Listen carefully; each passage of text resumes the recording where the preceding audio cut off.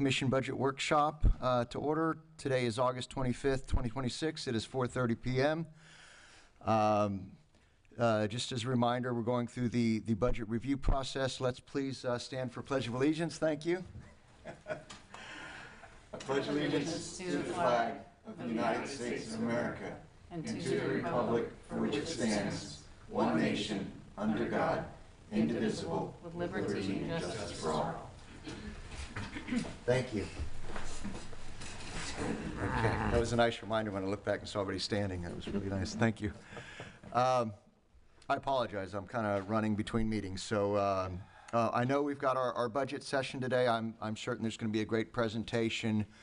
Want to remind everybody, just a real quick reminder, we've been doing our budget roadshows throughout the different districts. We've got another one tomorrow evening. With apologies, I won't be able to make that one. But I've attended all the rest, and they've been very lively, very good conversations. I know we are gathering all of that feedback, some of the other information we're gathering via surveys or directly from people's input into those sessions are going to be fed back in by the city staff for our final budget reviews. So I just thank you, everybody, so far for your input into all of this, and we'll continue forward with our session this afternoon. Okay. Thank you, Mayor, City Commission. Tonight we have about an hour and 45 minutes, which hopefully we will break between 5:45 and 6 p.m. before your regular meeting.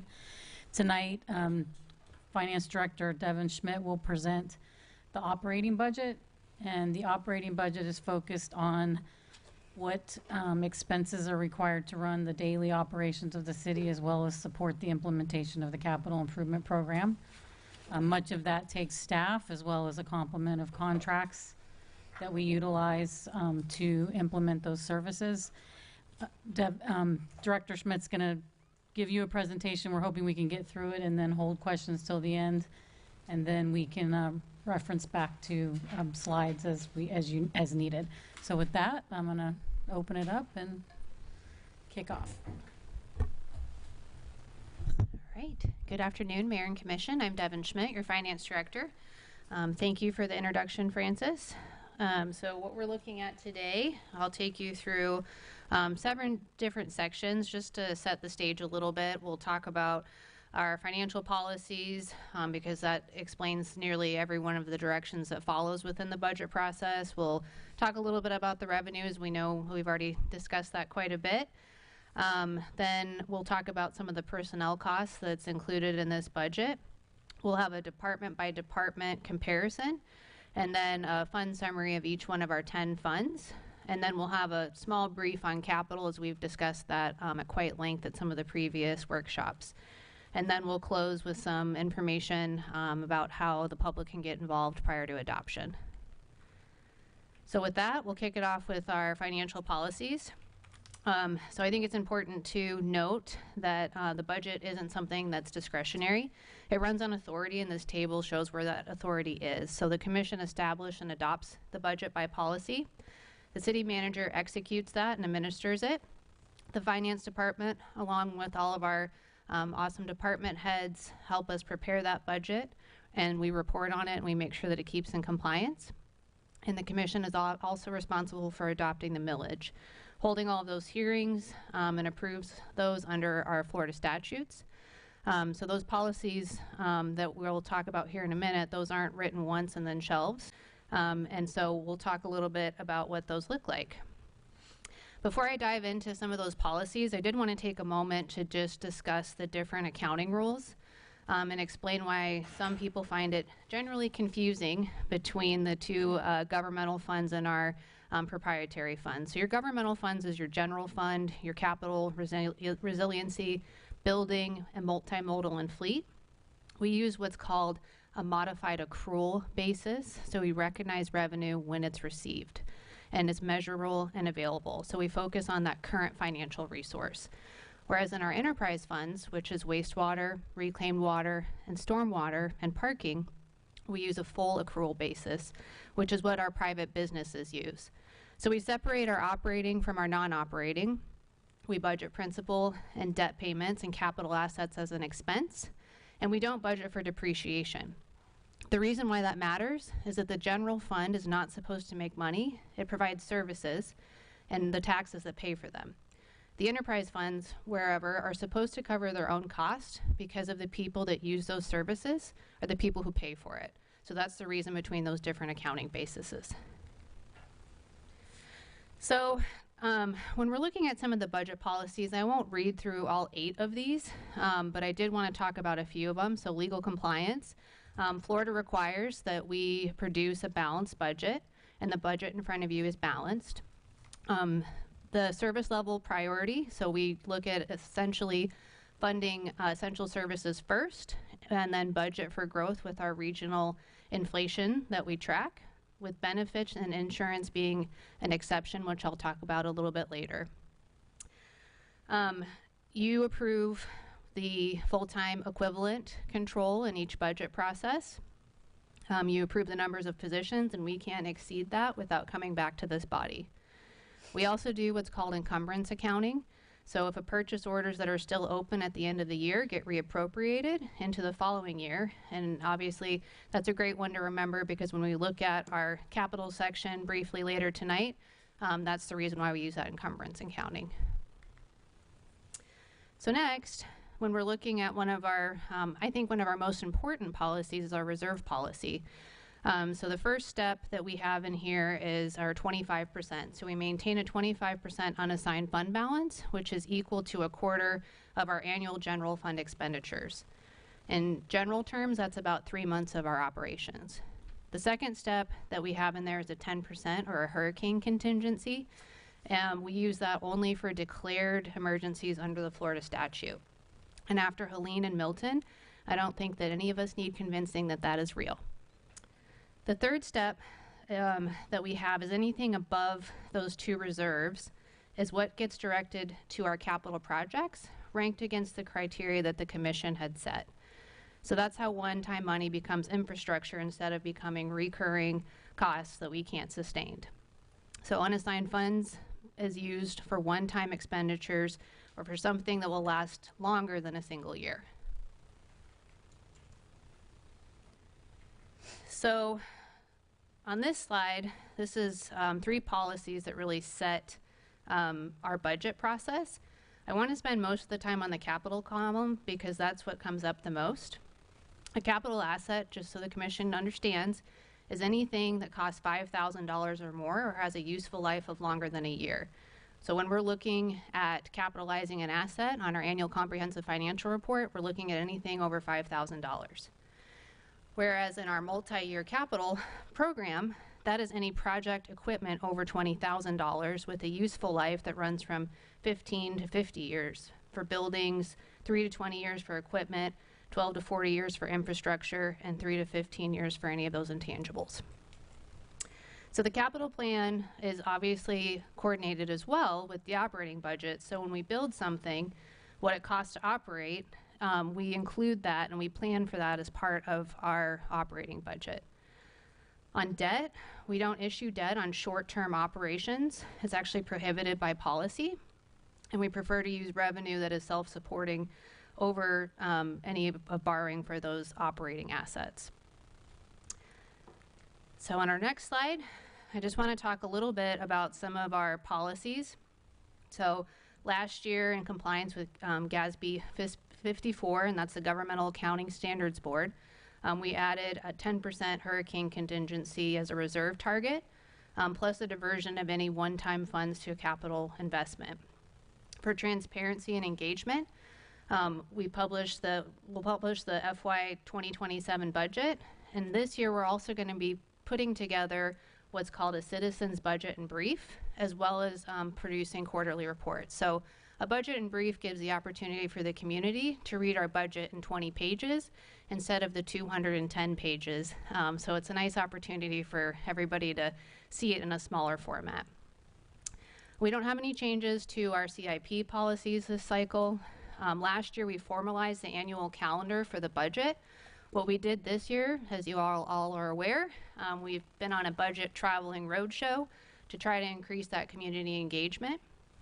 And then to make sure that we're still benchmarking against the Government Finance Officers Association, we will be working with leadership team to come up with our performance metrics so that we can include those as part of our budget process. So you can see what are those metrics that's driving each one of our strategic plan goals and what are the dollars that are associated with that.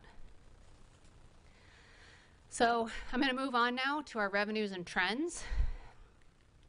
So if we're looking at our total $85.2 million in total sources, you can see that the four funds really carry 89% of all of the city's revenue. So that's going to be our general fund and our capital fund and our four enterprise funds as well.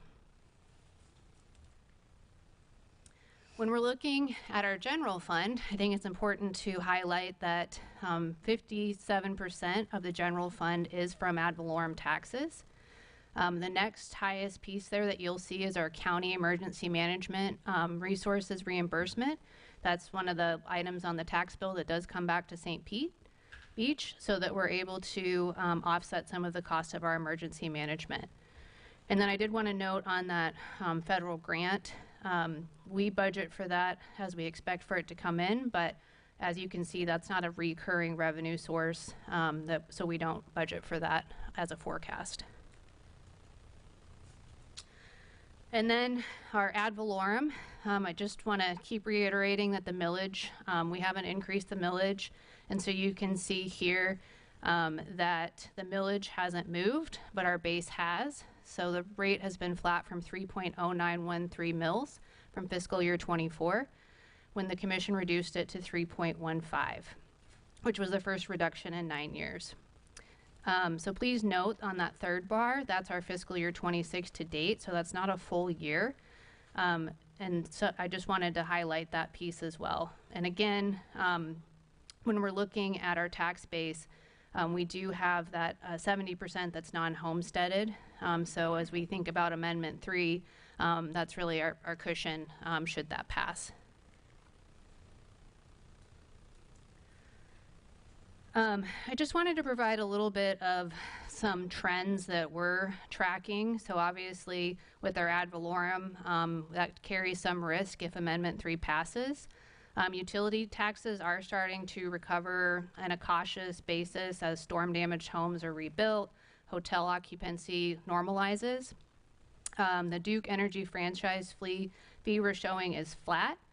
The county emergency management is stable, and the half-cent sales tax we're projecting as flat. Parking reflects the completed fee study and any of those increases that we're forecasting. And when we're looking at FEMA, with Hurricane Helene and Milton, we have 86 active, or we had 86 active projects and about $9.1 million in obligated federal shares, with about 5.9 million still outstanding in that area, which is largely for our Category B. One note that we did get a question on at the Finance Budget Review Committee was, what are our utility taxes? And so really what that is the city adds a percentage to your electric or your gas bill. So if you think about your Duke bill, there's a percentage on there and it's 10% for St. Pete Beach. That's redistributed back to us. So just wanted to help kind of clarify what that is for you all. We've talked about this quite a bit, so I won't spend too much time on it. But again, if Amendment 3 passes in November, we'd be looking at about a $1.1 million gap, and then growing in that subsequent year.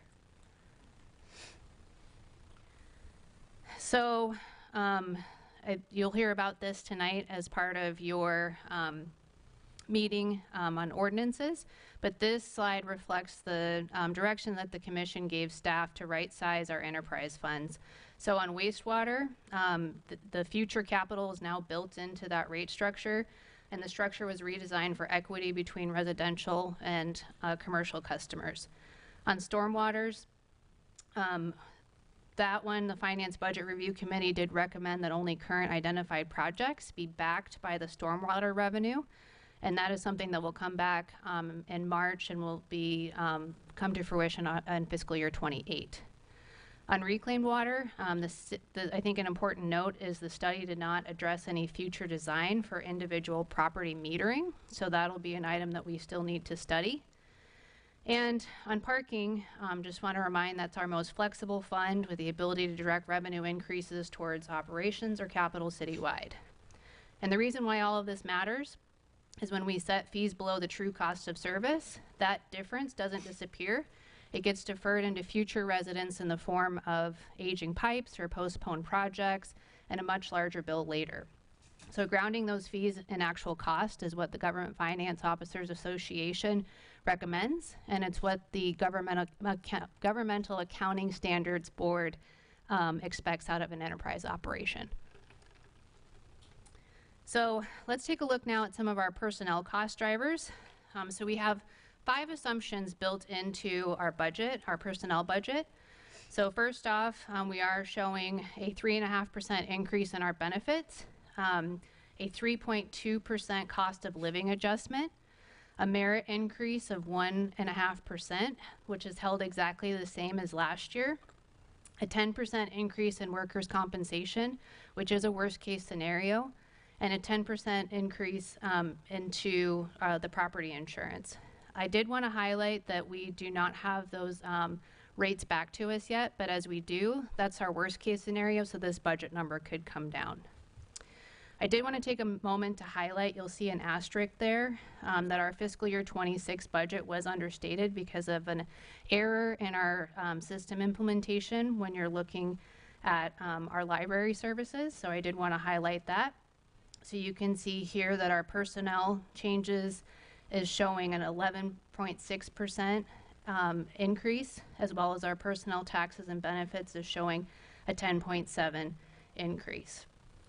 I did want to note too that part of that increase is about $700,000 in a wage reopener for our fire and emergency management services, plus about $150,000 for that cost of living trending at the same rate, and $125,000 should that merit increase come to full fruition.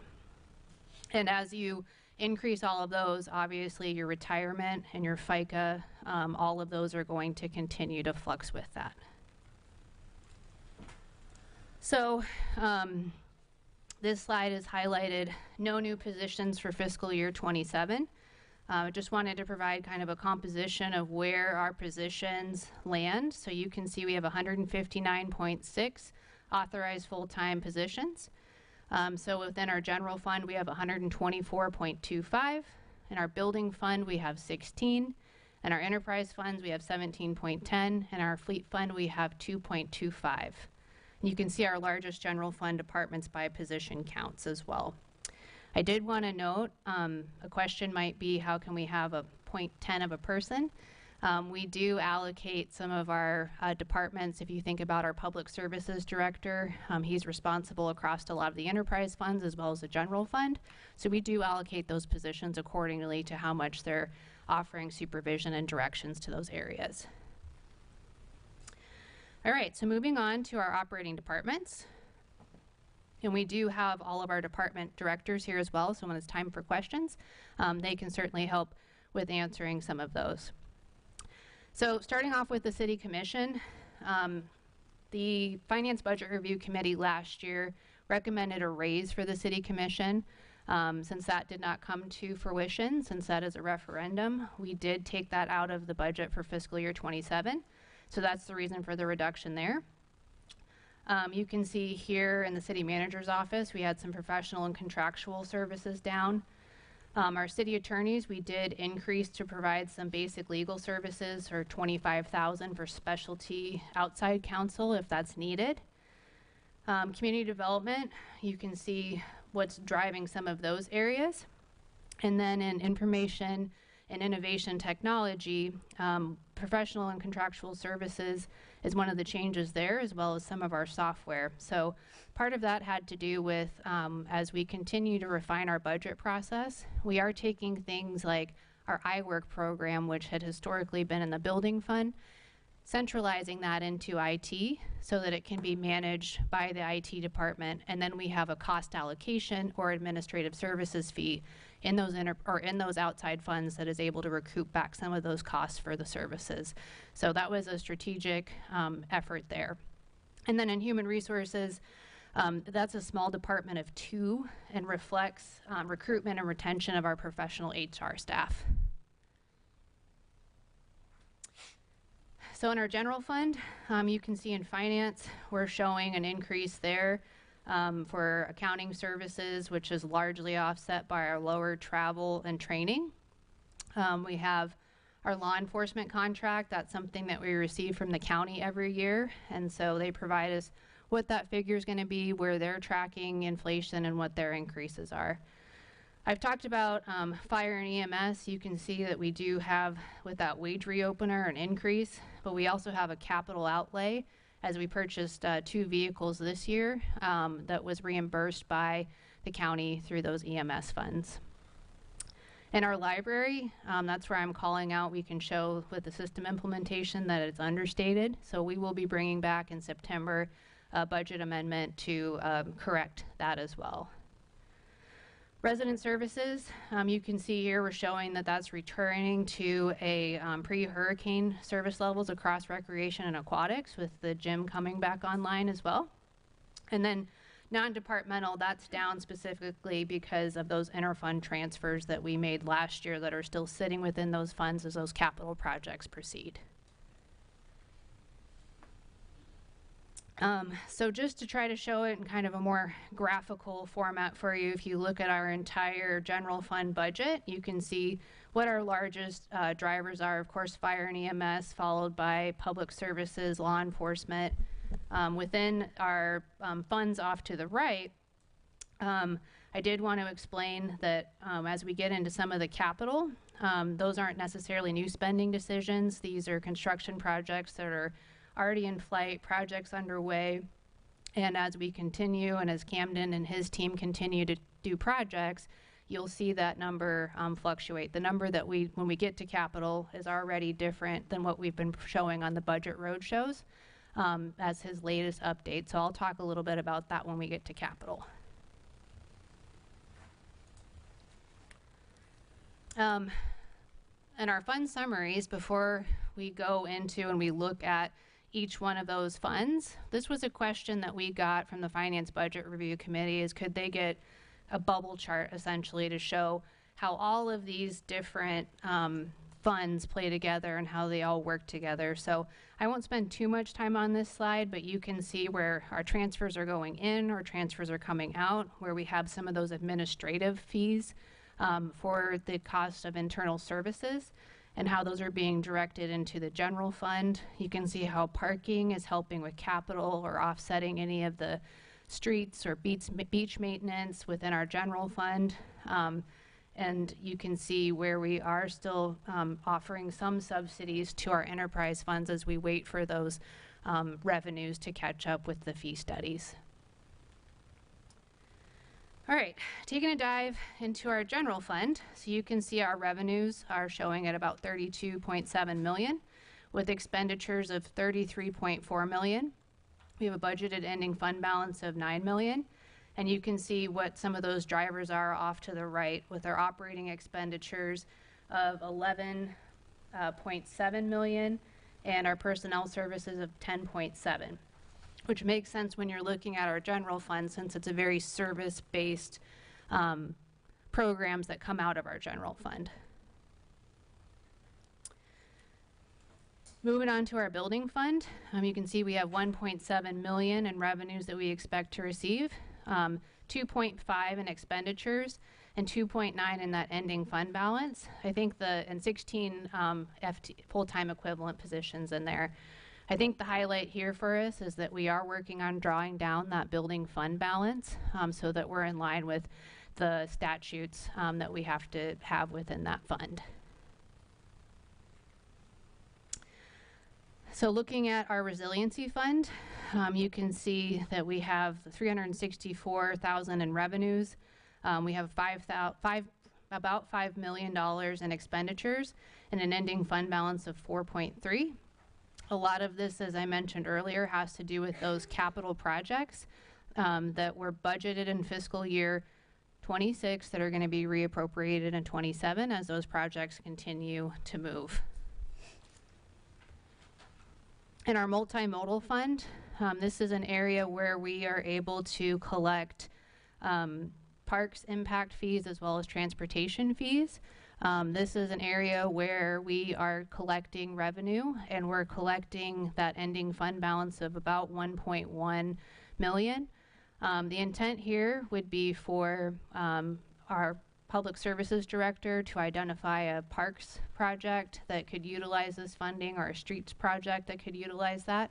So right now we're just saving that until an appropriate project surfaces. In our capital improvement fund, you can see here that we have 20.25 million that we're expecting in revenues, and 39.16 million that we're expecting in capital projects, with a $15.6 million fund balance. Again, this has a lot to do with all of those projects that we expect to reappropriate. And you can see again here that I do have that asterisk where we would bring back what our best estimate is for fiscal year 26, bring that budget down in the way of an amendment to you all so that that can be reappropriated into fiscal year 27. In our fleet fund, you can see we have $800,000 in revenue. We have about 1.3 million in programmed that we expect to utilize. 267,000 of that is operating expenditures. 160,000 is personnel with those 2.25 positions. And you can see that we'll expect an ending fund balance of about 29,000. I think an important note on this particular fund is that we are building out what you would see as a lease program, if you will. So if a department is utilizing a vehicle, essentially they're going to end up leasing that from the fleet. So as we work through that programming and that scheduling, we will bring that to commission. You can see that full fleet lease schedule that we're showing. In our wastewater fund, you can see with the right sizing of the fees, we're looking at about $14 million in revenue, $20 million in expenditures. So you can see 12.4 of that is in capital outlay, with 5.1 of that in operating expenditures. You can also see that we do have some debt in this fund from other capital projects. And you can see here as well that we expect to have an ending fund balance of 749,000. I will note that the 749,000 for an ending fund balance is probably one of the areas that I'm least comfortable with, which is why we need to get some of those reserve policies in place for these enterprise funds.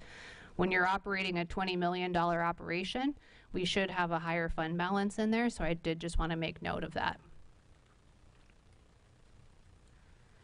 In our reclaim fund, it's a bit smaller of a fund, but we're showing about $2.3 million, again with that right sizing of the fee studies, about $2 million in our expenditures, and an ending balance of 600,738 with 1.2 FTEs.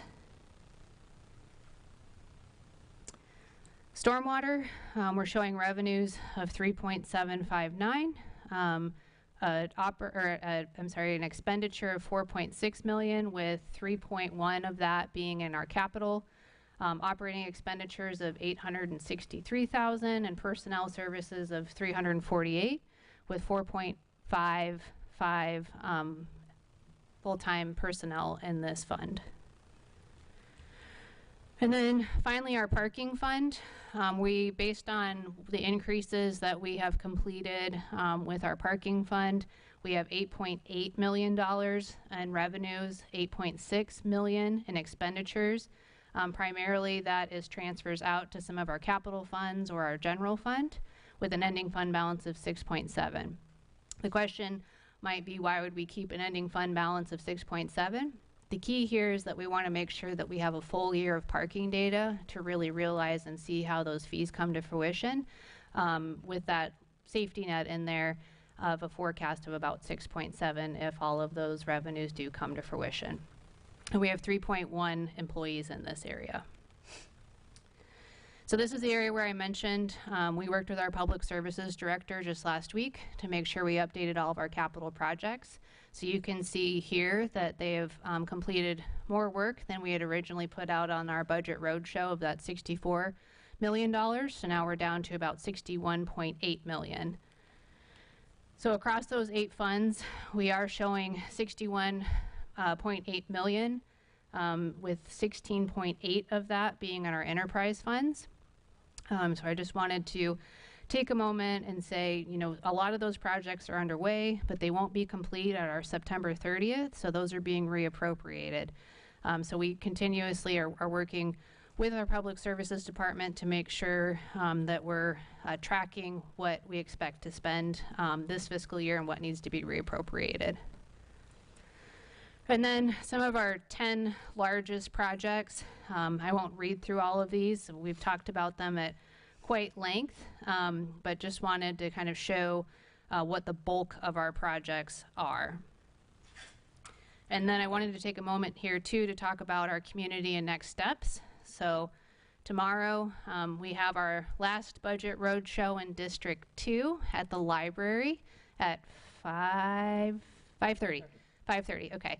5:30 p.m. So if you haven't had the opportunity to come out and chat with us, hear from us, you can see this is an area where we'll have our opening remarks. We'll take you through some education about where your dollar goes. We're going to talk about our millage. You have an opportunity to vote on a thermometer to see if you would like to increase the millage or keep it flat or even do the rolled back rate. So it's been a great opportunity for us the past 3 districts that we've been in to really get out there with the community and discuss.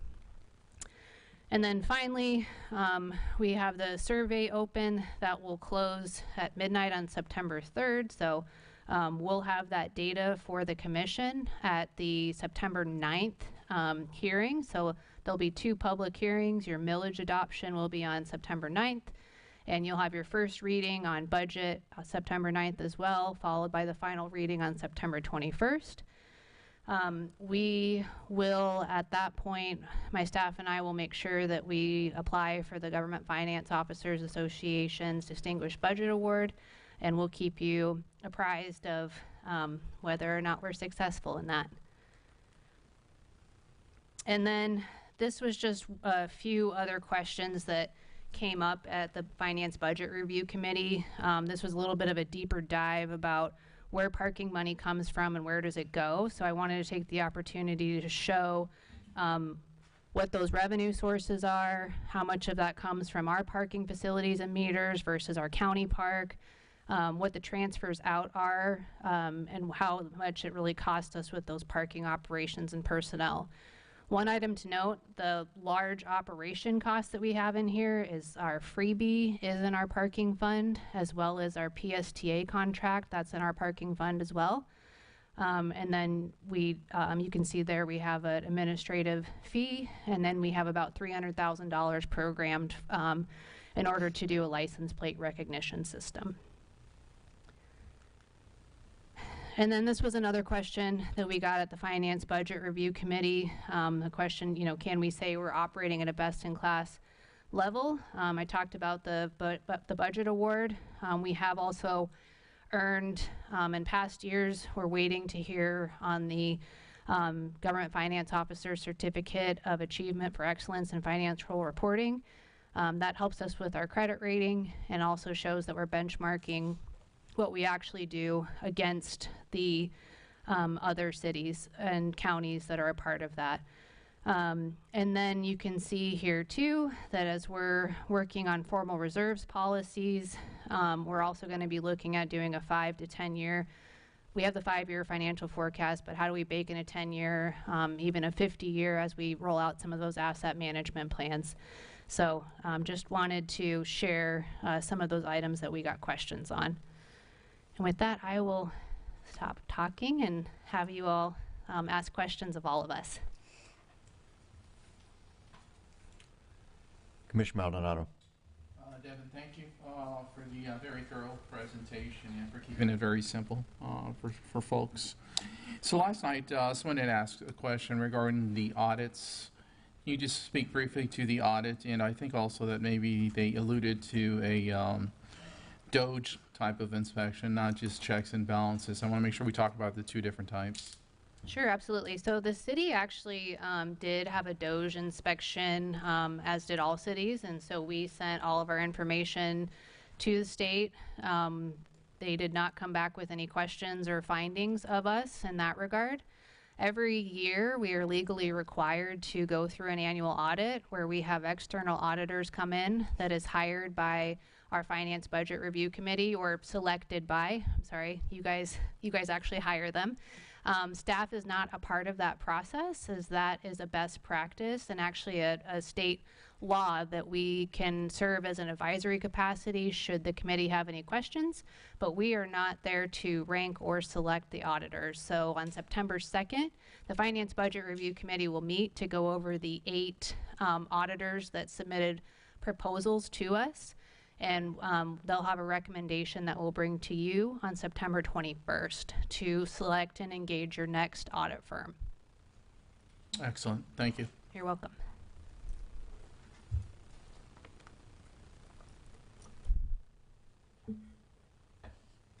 Commissioner Causey?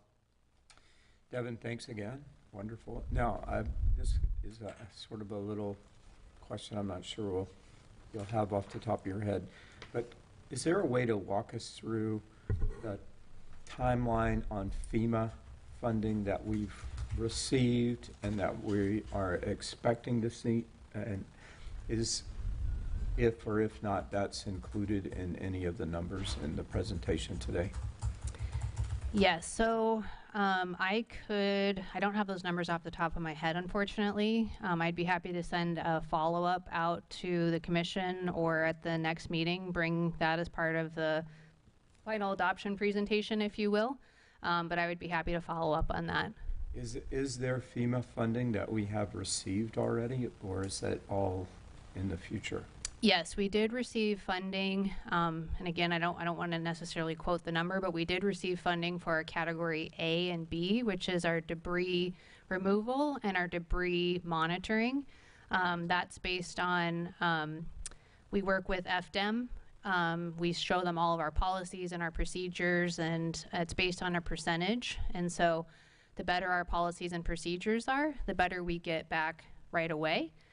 Versus having to wait for them to disperse that. As it relates to our capital projects, I know our public services director and other folks on the team have been meeting. We meet with FEMA weekly to go over where some of those projects stand. But unfortunately, I don't have those numbers just directly in front of me, so I'll make that a follow-up item.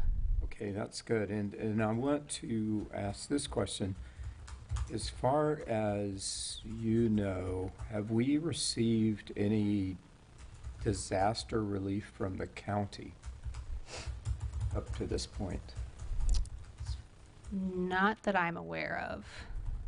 No.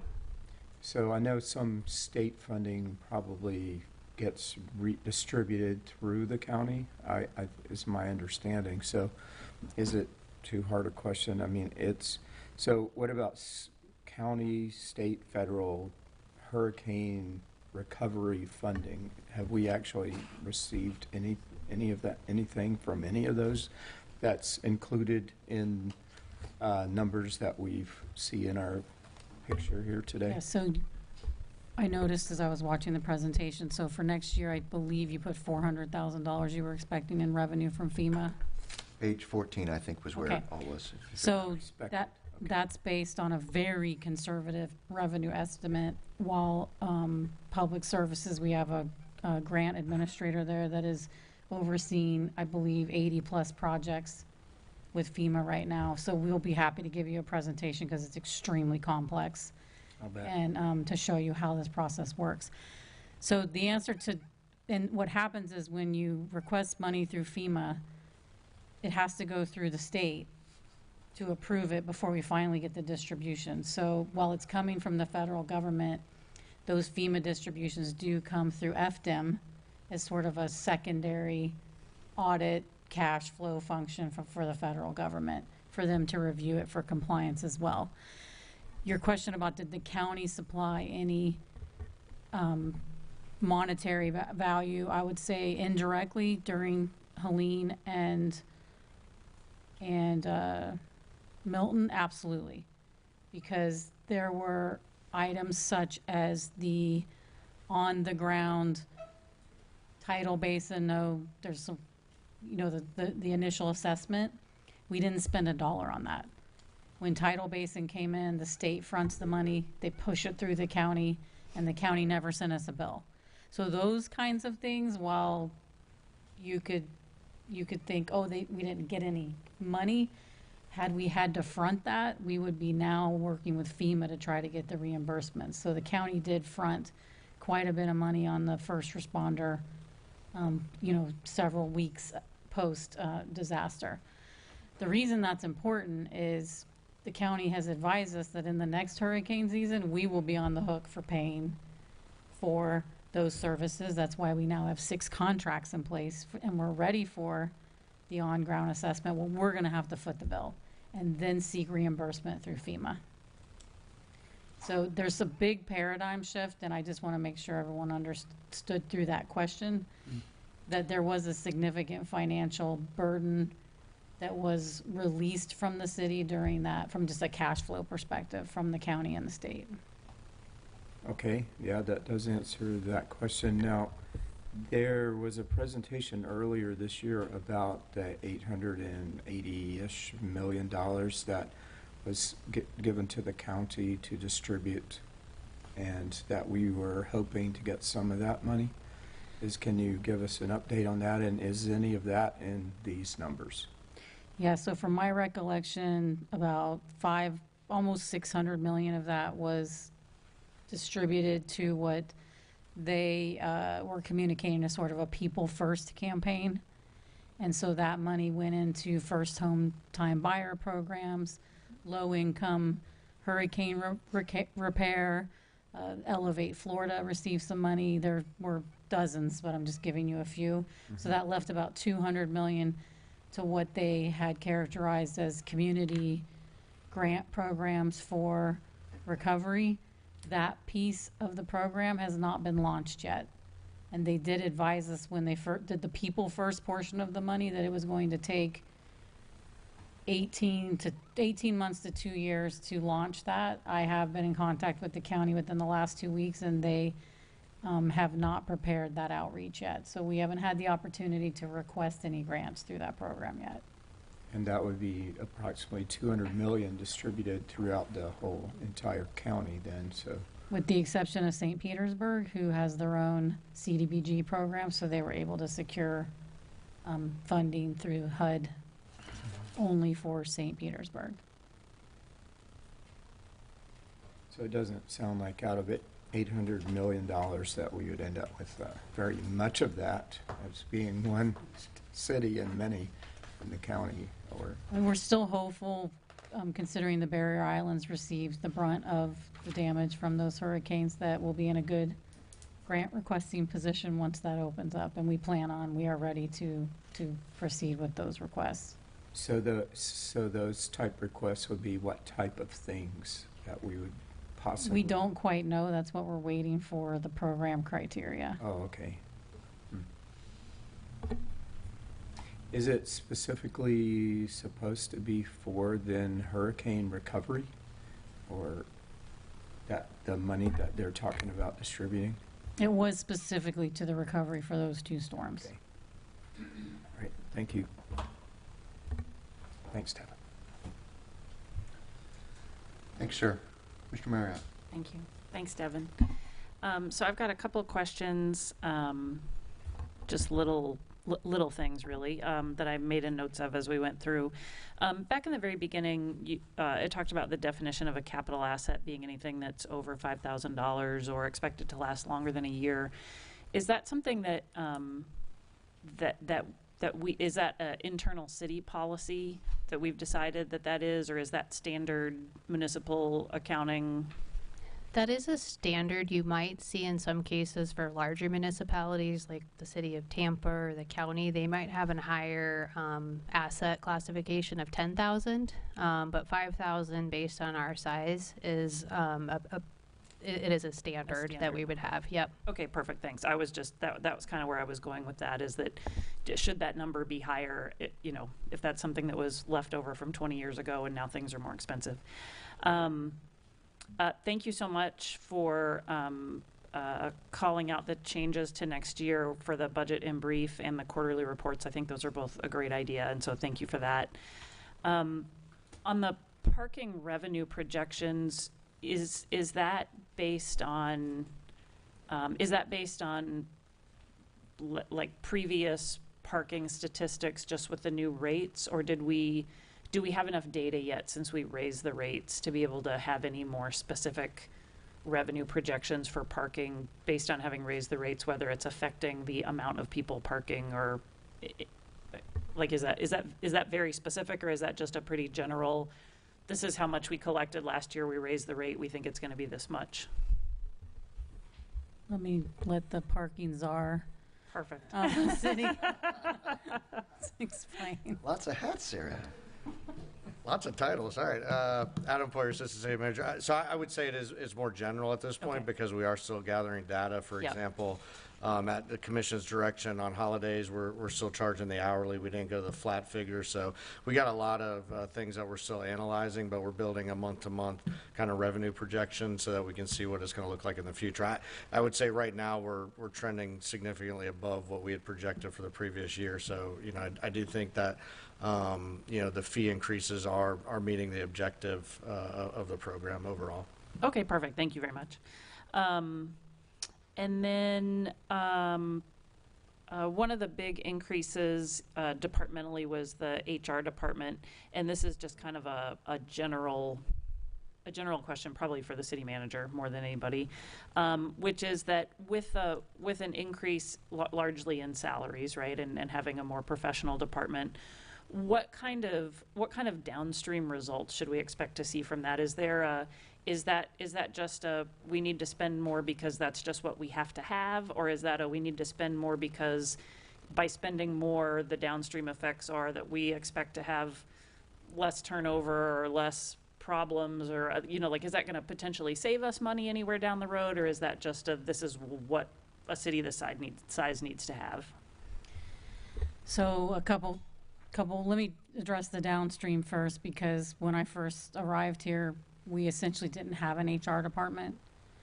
And so that was developed slightly, I would say shortly after the investigation had been completed, and it was identified that we really lacked any internal systems. So in order to build an HR department, we were able to recruit a very seasoned HR director with 25 plus years of experience who knows how to build these systems. So from that perspective, you're going to see a very professional implementation of a system that has the technology we need. We just recently implemented an HRIS system, so now we can actually report and know who is here and what they're making at any given time and what personnel actions we've taken.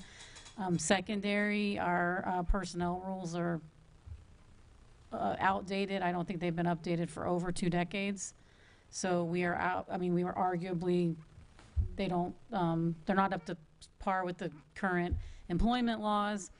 And then HR is, at the end of the day, it's one of your #1 risk management tools. So I would be looking to avoid grievances, employment lawsuits, the city being at risk of making any adverse employment actions. That's one of our highest risks, actually, because we are a personnel service heavy city. And so it was really just building a professional team that had experience and many years of experience to be able to build a system from the ground up. Okay, perfect. Thank you very much. And I'm kind of jumping all over the place. I apologize for it's not being very coherent. On the various fund summaries, on the we have the 2026 budgeted numbers, and then we have the 2026 year-to-date actual numbers. Are those all year-to-date actual, are those all as of the same date? And is that like the end of June, or do we know roughly, is that, and what I'm getting at, is that like 3/4 of a year, or is it? Yeah, that's a good question. So when we're looking at our expenditures, that is going to be pretty close to year to date. I want to say it is end of July figures. When we're looking at some of the revenues, as we've been working through some of the parking, for example, or community development, or some of those other areas where we have revenues, we've been working to do process improvements around those. And so we are slightly delayed on some of our parking revenue receivables and recording those, but not at any stretch of in a bad position in any way. Okay, all right. So the year-to-date expenses and the year-to-date revenue aren't necessarily as of the exact same date. Okay, perfect. And then this next question, I just want to make sure that I'm understanding this correctly, and that the public understands this correctly as well. When we're looking at the capital funds and we see what was budgeted last year, and we see, you could look back in previous year budgets and see what was budgeted the year before that and see what's budgeted for next year, because of how dollars get carried forward, because projects don't get completed in 1 year, would it be correct to say that you can't just add up those budgeted numbers and say, like next year we're budgeting 60 million in this particular fund. Last year we had budgeted 50 million, and the year before that we had budgeted 40. So that means that we're spending 150 million. That's not accurate because of how they get carried forward, correct? Right, and the reason why you do those reappropriations is that, so let's take an example. You have a contract to complete a street infrastructure project. That contract, you need to make sure that you have that budget reappropriated into that next fiscal year. And so that's why when we're looking at that 26 budget, you'll see that it's a lot less than what you all adopted initially. We would bring it back to you as a way of amendment. But yes, to your point, to go back and look at every single one of those years and say that that's what we budgeted, it's because those projects take sometimes 10 years to conduct, right? Based And on so the if complexity. you really wanted to know what we're spending in any one of those capital projects or capital funds, you'd need to go back and look at what we actually spent every year and add that up to know what we're spending in that department. Correct. Yep, that would be our annual comprehensive financial report. Okay, perfect. Thank you very much. Commissioner Robinson. Devin, can you walk us through the assessments that are sitting on our tax bill now that have been there since 2010? There's two stormwater. Stormwater assessments, yeah. So the first assessment, that's just for services, which is what will be updated through the fee study in fiscal year 28. So that's just, the first assessment is just basic for the services to be provided. The second, I believe, is called a Tier 2 assessment. The variable? What's that? The variable, there's a fixed and a variable. Yes, yep. So in 2015, I want to say, and I can get you the information around that loan document, but the commission made a decision to go into debt to do some capital projects in stormwater. And Was that the force main? I'm not sure. I'll have to follow up on that, but Do you know I what the can. amount was? I don't know that off the top of my head, but I could follow up with all of the loan documentation and that information for you. But I'd be happy to. But yes, that was for a capital project, and that's what that second assessment is on your tax bill. Well, I believe it started in 2010 with one, and then it grew to, I think, 2012, it went into two. Okay. And then it did a substantial increase, 150% increase in 2022. I can research So that. I'm just curious, because I know with assessments, they're supposed to end at some point. There's supposed to be legally an end date to it, and we haven't even touched on that. I've got residents looking at increases on a lot of items and still footing this bill on the tax roll. The question is, when is that going to end for them? Because it's done nothing but grow. And again, like I said, it grew 150% on the variable. I can follow And I up think on it was that. 70% on the fixed. So that's a large amount to foot, and just would like to be able to understand when will we see relief from that? Because it's not going to anything, it was obviously a bond or we had to secure it that way. So it would be nice for residents to know when they're going, or property owners to know when they're going to see relief. Absolutely. I'll follow up on that. And I know a couple years ago, I don't think it was the last budget budget sessions we went through, but the year before that, we had talked about, there was a lot of talk about moving our money to higher yield accounts. Have we done that? So the city does have a financial advisor. Part of what we're working on is revisiting our investment policy. Don't quote me on the date, but I believe it is from 2015. So looking at that investment policy is something that we would start with. I do have a member on staff right now that is working on putting together an investment analysis to determine, to your point, what is our best use. Since I've arrived, the city was investing in certificates of deposit. Since I've been here, we've actually moved a lot of that funding into what's called Florida Safe. Florida Safe is a group of municipalities that combine all of their funds so you get a higher yield. It's also a more conservative approach, and it gives you the flexibility to have shorter, should you need the cash, it has a shorter return. So we have made some steps, but that's certainly an area that we're still working on. Is this reflected in any of this? The Any of investments? Yeah. That would be in our revenue. So you'll see under, and I can send out what we're projecting for investments next year. But yes, we do have a separate investment line item by fund. And under departments, general funds, I see city commission, the change is negative 17.4%, and city manager at 4.7%. Question to you on that. What all is involved in the city commission? I know that we've got our salaries here. Because if I count up salaries, it doesn't come anywhere close to $178,000. Sure. So within city commission, there is a line. Close to like 40 maybe?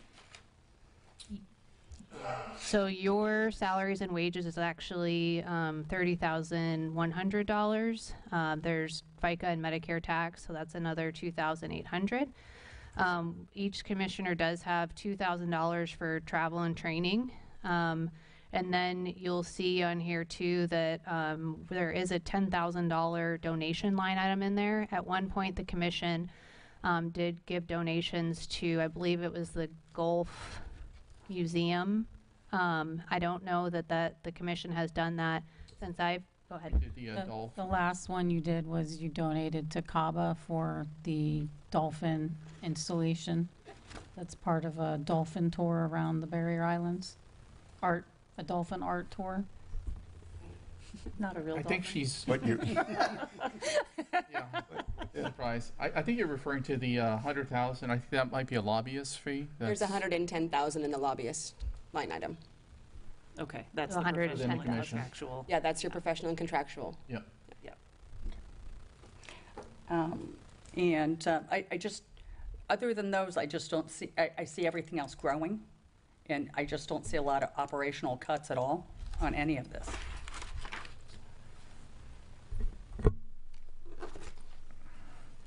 I'm willing to give up our salaries.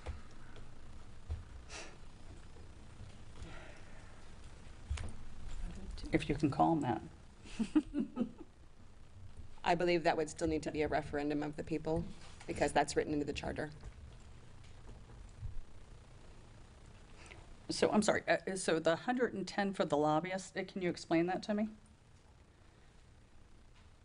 Yeah, yes, I can. So that's another, those two contracts were implemented 2 or 3 years, actually 2 years ago upon my arrival, I was directed by the commission to explore expansion of our state lobbyists as well as an addition of a federal lobbyist.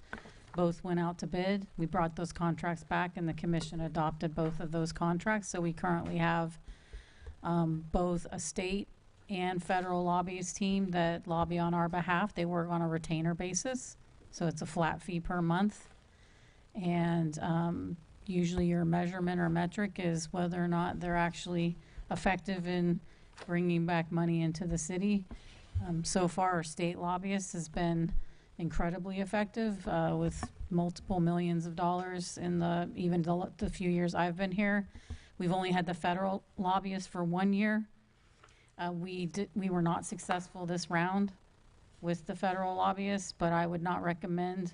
These are not 1-year investments. You usually want 3 to 5 to build the relationships. We also, unfortunately or fortunately for relationship building, our district got redistricted, so we just lost our federal congressional representative. So I would recommend we stick with it for a few more years because federal takes longer even than state to build those relationships and get into the pipeline. Okay, thank you. Okay, Devin and team, thank you very much. These are always good to see. I might echo a few comments, and then I have a few others as well. Commissioner Kaji mentioned, the future FEMA reimbursements, so I would as well would love to see what we've gotten so far in recent years. Obviously, don't go back, 50 years of historic, but maybe last 3 or 4 or 5 years of FEMA reimbursements, and anything that we have applied and or projected going out forward and what years they theoretically would come in. I know none of that's guaranteed, but just an understanding of where we've applied and might be able to get some FEMA reimbursement. Next, and I don't know, and maybe it's drawn out in here, I'm not quite sure. So I'll just ask a question, you can tell me it's on page whatever. We're right-sizing, or we're about to very soon right-size these fees on all these enterprise funds with the goal that they become self-sustaining, right? And then I think there was also some reserves that each of those might have some reserves or not. We'll have that conversation as well. But ultimately, those funds will grow based on these fee right-sizing. Have you projected out, number one, what the growth in each of those funds would be? Because theoretically, that would then I would be able to start extrapolating what we don't have to take from the general fund accordingly to subsidize those. And so I guess I'll just start with the first question. Have you started to project out what you think those fees will be revenue impacting on an ongoing basis, perhaps next year, the subsequent years? That was part of our engagement with Raftellus, and they did provide us what their forecast was based on all of the different variables that exist within each one of those funds. That is factored into the budget. I think where it might get a little bit not confusing, but where you might not see it here at this very rolled up level is if you look at wastewater, for example. Our 26 budget, we had 14.8 million in revenue, and in fiscal year 27, we're showing 14 million flat. The reason for that is that transfer from the general fund to help offset in wastewater. So yes, the short answer is yes, we are forecasting those out, and I'd be happy to share kind of what those future year as we implement, or as if the commission should continue to implement those fee studies, what that looks like for each one of those different periods.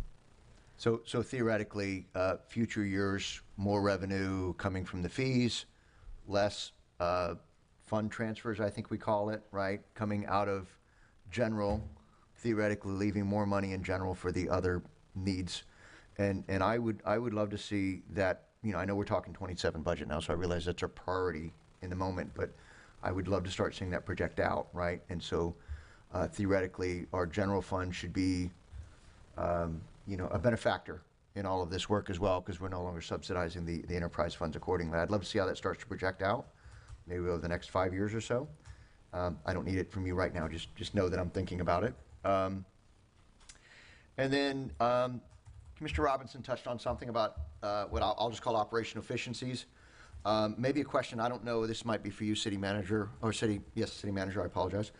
Do you know what our annual turnover is in staff, percentage-wise? Rough 10%, 15, 20%, you know? I actually don't.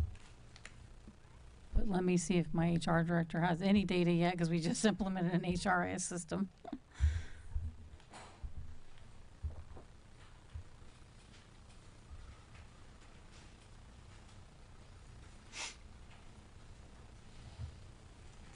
Hi, Jody Costello.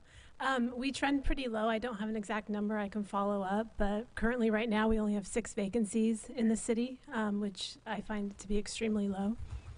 Out of 159 FTEs currently, so it's like about, maybe a 4% or something like that is kind of what I'm rough math thinking at. Might be off on that, but. Yeah, that's really low for an organization.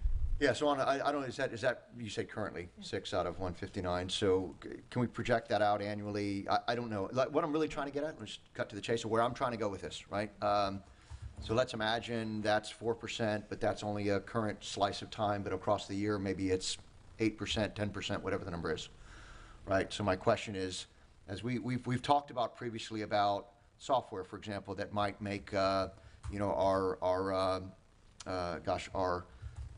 permitting a little faster, a little more efficient, things like that. We've talked about other operational efficiencies that we might gain from other software improvements, perhaps with some AI help. Obviously, if we've got positions coming open, because we do have some turnover, that leaves us the opportunity through attrition to become more operationally efficient if we choose to. So thank you.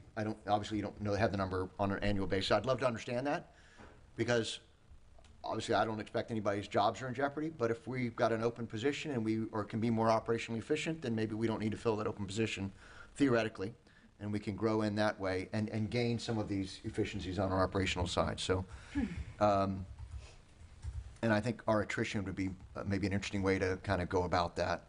I think that was my question for you, so thank you so much. That is a follow-up. Thank you. Yeah, please, thank you.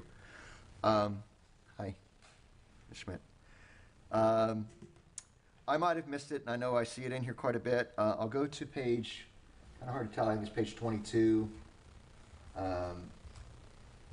Page 23 of 141, but it says 22 at the top. Maybe I'll just ask you, it's a fairly $20 million fiscal year 20 budget for non-departmental, down to $6 million or $6.8 million. So, number one, just help me understand non-departmental. What's kind of baked into that? Because that's a huge number to kind of just lump together. Yeah, absolutely. So non-departmental is going to be anywhere where we would have any outstanding debt. It's also where we make those transfers out of. So if we're transferring to any one of the other funds as we have, that's what kind of that large share is. So in fiscal year 26, we transferred $5.8 million to the Resiliency Fund. In fiscal year 27, we did not do that. And our transfer to our fleet fund is $600,000 this year versus $607,000 last year. Transfer to wastewater in fiscal year 26 was $5.2 million, and we're not transferring anything there this year as a result of realizing those rate studies. And then we did a transfer of $7.7 million over to our capital projects last year. This year we're doing $3.5 million. So that's how those areas will ebb and flow. We also have about $700,000 programmed in there right now for our property casualty insurance. So that's an area that we look at. And then we have $430,000 in debt principal and $63,000 in debt service interest. Okay, so I'm sorry, I realize you're looking, or maybe you're going through your head as I'm looking. I don't know where you're at in the presentation. So you mentioned a moment ago, we last year with 2026, we had, I want to say $5 million. It was the number that you gave, that you transferred out of some out of general, presumably into some enterprise fund, and because of the result of the fees that we've accrued, we are no longer sending that $5 million theoretically in To the wastewater fund, that's correct. Wastewater. Yep. So I just want to make sure I understand. Were we subsidizing wastewater to the tune of $5 million in 2026? We were, for the intent of completing capital projects. Okay. And that will not be in 2027, right? That's correct. Okay. And that, interesting, you just quantified for the purposes of capital projects. That doesn't necessarily imply that we were underfunding operations in those areas, but together with operations and capital projects that we would have liked to done in 2026, we had to subsidize the wastewater fund from our general funds. Yes, that's Sarah. correct. Okay. A general comment, and I will tell you, just for me thinking about it, and I'm looking at these slides, and I don't have one specifically to draw you to, but you kind of say, well, let me just get you to anyone that kind of explains what I'm kind of alluding to. If you'll just go to the page 28 of 141, and I'm not sure this is a great example, but you've got expenses and other outflows.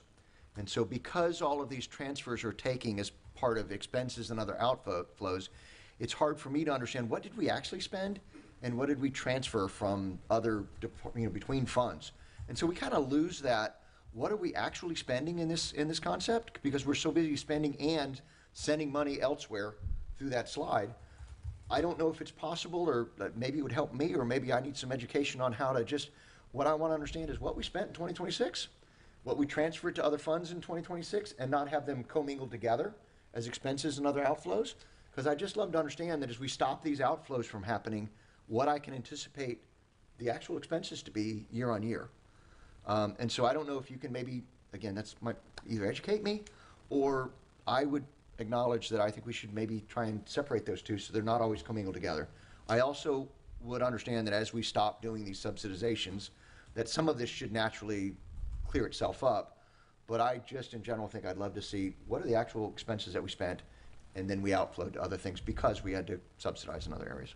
Sure. So I think this bubble chart that I have up on the screen right now does do an okay job of at least showing you where the money's going to and from. Yeah. In the budget book, we can certainly have some more descriptors in there where you will be able to see how those are footing and how those are netting. The intent would be, parking, you'd want to continue making those transfers out of that fund to offset capital, general fund. But where you don't want to see that continue is stormwater and reclaimed water. You will always have those admin fees going back into the general fund out of building, reclaimed, wastewater, and stormwater.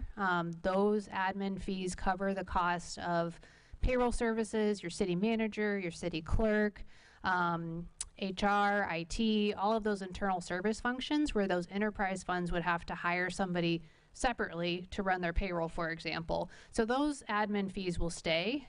Those will continue year over year, but the intent would be that you see less of those arrows going other places. Now, if it would be helpful, I could create something similar to this for 26, but this was a question that we got from the Finance Budget Review Committee that said, help us understand how all of this kind of flows together. So that was the intent of adding this in here.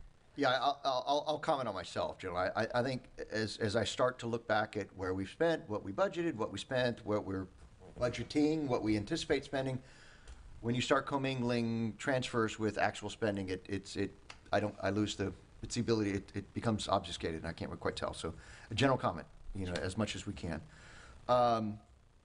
Apologies, just another two. Commissioner Robinson asked about when do these assessments end, and yet all of us have those assessments sitting on our trim notice. Do we title those assessments? Like, do we tell the property appraiser's office or the tax collector's office this is the title of that assessment? So I'd have to follow up on that particular one. I believe that we probably would have the ability to do that. I think just been a past practice that whatever it was titled is just how it's kind of carried forward, to be completely honest. Yep.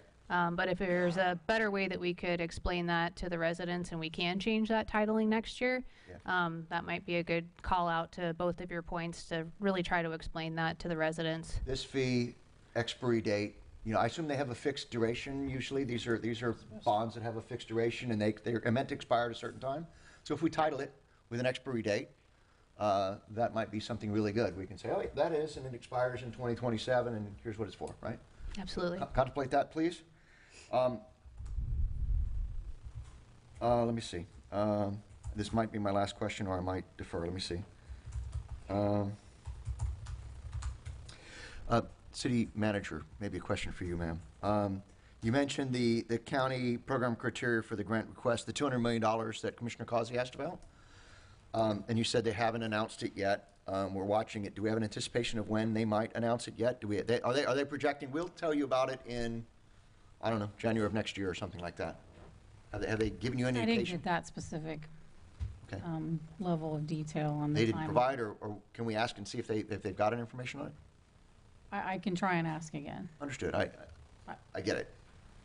I'm wondering if they know and just haven't communicated yet, or whether they don't quite know and. I don't think they quite know based on my conversation of the exact timeline.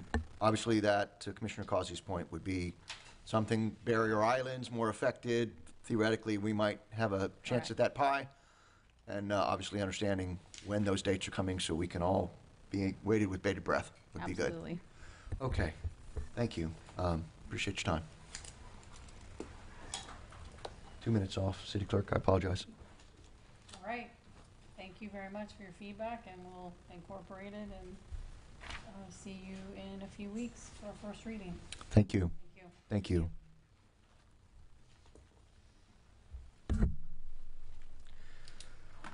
Okay, with that, our City Commission Budget Workshop is adjourned.